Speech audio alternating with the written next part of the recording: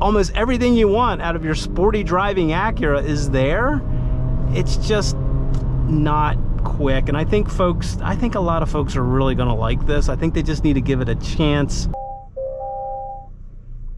Well, good day to you. You're watching Beyond the Test Drive, and I have been spending a week with this 2025 Acura ADX. We're in the A-Spec trim, top of the line, and the ADX, since it debuted earlier this year, I saw it at the LA Auto Show in late 2024. This has bewildered the automotive community. The Acura fans out there have not, I would say they have not given this a lot of love, specifically because of what's under the hood.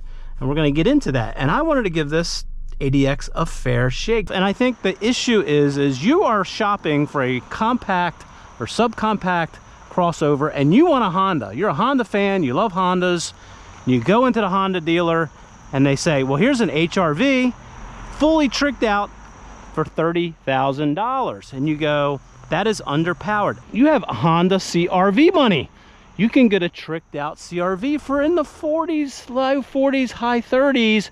But guess what? You don't want a CR-V. You don't want to be like everybody else. You don't want to be like everybody else driving the same box around, even though the CR-V hybrid is an excellent vehicle.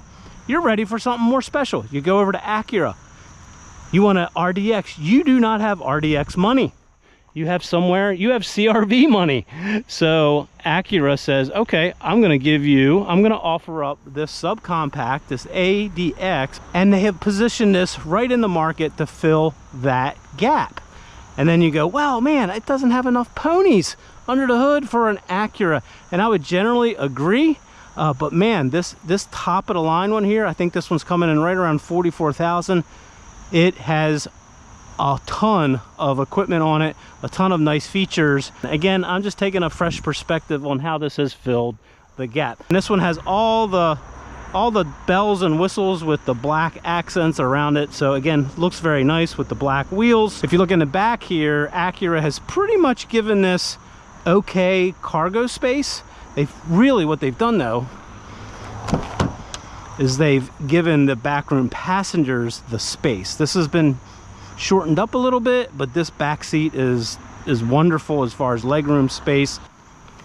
Nice flat low floor. You'll see a big woofer there for the sound system, which we'll also talk about, and you have a pretty good size spare there. This does have a nice low lift over height, and you get this weird thing on this top trim where I can do walk away, enable it there and walk away, and you see it closing. The odd part about that is I haven't yet to find anything in the menu system where that stays enabled. So I can hit this and walk away, or just hit that and walk away. So I guess if you're thinking you're gonna have your arms full, then maybe pre-hit this. I don't know, or I can just do this. Anyway, it's kind of a interesting party trick. Dual exhaust down there, and this has the nice bright white interior. This comes in crazy red. I think there's a black. I did have this down with some friends and they generally loved this seating. They even liked the blue. I'm a little neutral on the blue. It doesn't, I don't know, I think a nice other color, like maybe gray or something, would look cool, but very nice seating. It's gonna hop in the back here. As you can tell, just sitting here, this is a very, very nice place for your passengers. So even this is kind of a subcompact, this is way bigger, way more space than some of the things I would consider like direct competitors. 2 USB-Cs, rear vents back here, nice LED lighting here, and this massive or very large panoramic sunroof. All the materials back here are pretty good, other than you get a little bit of a hard plastic here, whereas in the front you get a lot more nicer materials. But all the stuff you touch here, these feel good, this feels good. Nice bottle holders there. Again, this one tricked out, has a lot of nice LED lighting at night, so all the things you would want from your Acura. And then this passenger seat is fully powered, no lumbar, and it doesn't go up or down. So that's kind of a Honda thing carried over to this Acura. Definitely at this price point would want to see this seat go up and down. Okay, here she is, the 1.5 liter four-cylinder turbo. Pretty big hood. And this is the same engine you're going to find across the Honda lineup. 190 horsepower here. Oh, it is in the Integra.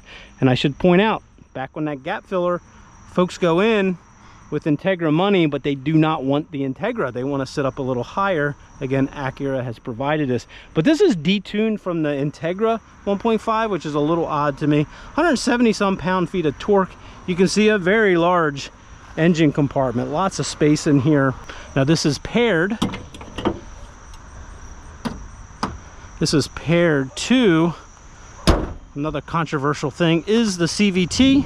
Now this does not have Acura's super handling all-wheel drive. It has an on-demand all-wheel drive system, pretty much like you'll see in the CRV or the HRV, with a clutch pack that sends power to those rear wheels, about 50% to the back. And we have these 235 45 19-inch Continentals on here. Nice tire choice by Honda. Now hopping into the driver's seat over here, I do have four-way lumbar, so I didn't get any lumbar over there, but over here they made up for it by giving you vertical lumbar adjustment in and out, up and down. So this driver's seat's very nice. And then once I get into the driver's seat, it's a pretty nice, relaxed, chill environment here. Again, got this big, massive panorama roof. This starts out with the base trim. I think you do get the moonroof standard, but you do open it up, I think, on the A-Spec. This is the A-Spec Premium. This interior, I think they've done a nice job of Acura-fying it, if that's a word. Good materials, generally all around soft here. All the buttons are nice to push. Steering wheel feels nice, very Honda-like here. So again, very, very nice. I think they did enough to differentiate this, because the Honda interior is not a bad place to start. It's functional, it's easy to use, and so they started with that, so that's not a bad thing. The only complaint I would have around here is some of this piano black, and again, this is a little bit odd, but I kind of get it. You get the two cup holders that are separated, which is weird. This one's square, can hold some junk, or I can put a phone there and a cup there. And I do have wireless charging. Worked okay. I'd say I'd give this one a B as far as wireless chargers go. And then you have the two USB-Cs here, a 12 volt. So pretty decent place to throw stuff. Good sized glove box and a nice compartment there. This does have standard wireless Apple CarPlay, Android Auto, and this is an Android Auto. This is a Google driven system, so Google Maps is built in. You don't have to hook up your phone there. We'd also have ventilated and heated seats on this one, and very easy to use, typical Honda controls right here. Perfectly, you don't need to change anything. This is just great. You get the nice little blue light when you're turning the temperature down, the red light when it's going up. So this is how HVAC should be done. Nice big buttons. I'll go ahead and turn it off. Over here you got your rear hatch opening, a little compartment there maybe for something, and then on the steering wheel, nice clear gauges. Again, you get the little perforations on this one, on this leather wheel. I do like the wheel. This one has agreed with me, and this also has the heated steering wheel, and then some paddle shifters. I think, yeah, these actually feel metal. Really not going to use them too much with the CVT, but I do like the gauges. You can just change what's in the middle of the tach and what's in this middle of the speedometer. Lots of choices. This is the way it should be. I do like how Acura has done this. Now we do have the top of the line, or the multi-speaker Bang & Olufsen system in here. We even have some speakers over our head here, which you can adjust the volume of just these. So you got fade and balance, but you can also pump more out of these. I've thoroughly enjoyed that system this week. You know, it's a three-dimensional sound, and they really nailed it. So I maybe it's not for the purist when it comes to audio perfection. Now down here is where you control your CVT. You know, it starts taking on a little bit of a cheesy feeling once you start engaging this, but I do like the fact that you do have this nice chunky shift lever to grab. I can also customize my drive settings right here in a custom mode. I can keep the engine in sport. I can put the steering in sport. I'll keep the engine sound in normal, and the gauges in sport, as you can see red there. So that's my individual mode.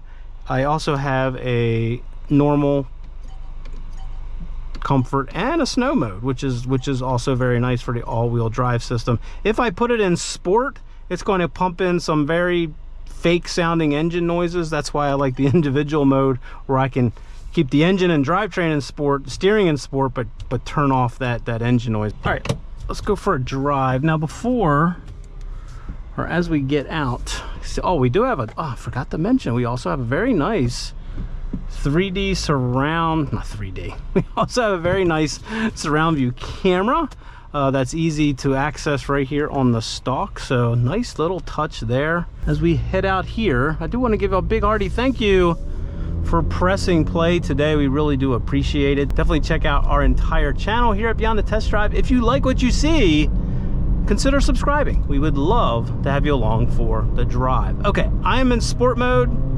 At least I have the engine in sport, I have the steering in sport, and it's a lively drivetrain. Again, the CVT and the 1.5, it's a fairly torquey engine. For most driving conditions, the power, the torque is adequate. It's a little bit reminds me of the Honda Accord, where it's just trying to get you comfortably through your drive. The other part is the chassis. Every once in a while, Honda and Acura engineers will do their wizardry like on the Accord and give you a really, really good balanced suspension. So this rides great. Very, very comfortable ride, but at the same time, this also has very, very fun steering. It also has fun handling, and that has been the real surprise, is just how fun this is to just turn, whether it's making a turn at a stoplight or a red light or a turn like this. The steering is nice and quick. It's well balanced, not a lot of body roll, as we'll demonstrate right here.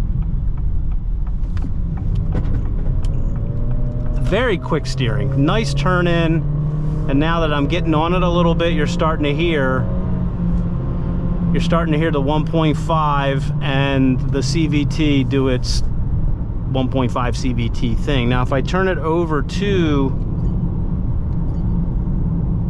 sport,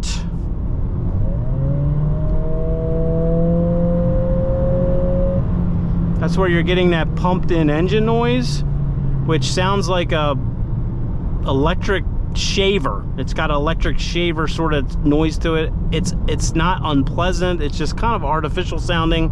But if I do individual, I can turn that sound off and I get a much more natural sound, much less piped in noise there. Now I can only do that customization on the ADX with the premium package, so that's definitely annoying that it's like that I can't customize it with the lower trim levels. But yeah, just on a road like this is proven to be, it's a delight to throw into turns. It's a delight to handle. You know, even though this is a front wheel biased all-wheel drive system, I seriously doubt the rear wheels are helping out at all. They got the understeer controlled very well. Again, you don't have to worry too much about it with the torque levels here, but this drives very, very balanced for a front wheel drive car. So love the handling, love the ride comfort, love the steering. It's just, there's a lot to enjoy there. And the other part of this is the brake pedal. Very strong commutative brake pedal, not a lot of dive. So almost everything you want out of your sporty driving Acura is there. It's just not quick, and I think a lot of folks are really going to like this. I think they just need to give it a chance. Okay, let's get this out on the highway. I'm going to put it back into normal, and here we go. I have it floored. A little bit of a fake gear shift there, not very convincing. Okay.